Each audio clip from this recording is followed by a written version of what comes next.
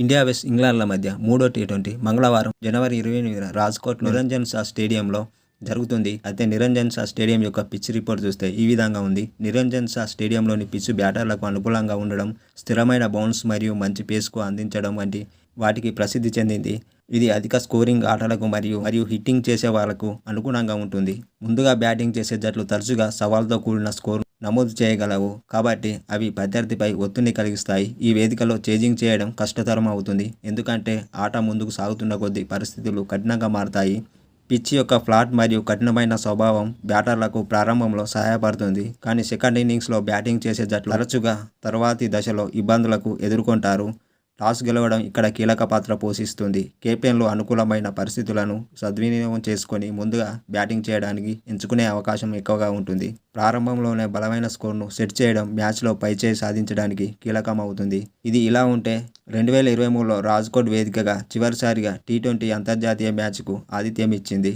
ఆ మ్యాచ్లో శ్రీలంక భారత జట్టు ముందుగా బ్యాటింగ్ చేసి 228 పరుగులు చేసింది.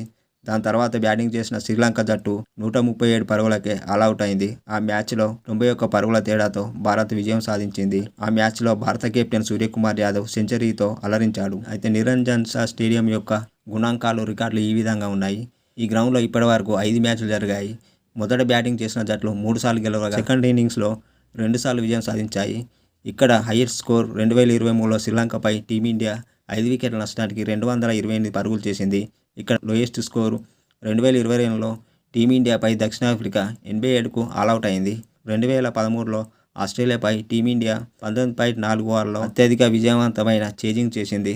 ఆ రోజు 4 వికెట్ల నష్టానికి 222 పరుగులు చేసి విజయం సాధించింది. ఇక్కడ సగటు మొదటి ఇన్నింగ్స్ స్కోర్ 189గా ఉంది.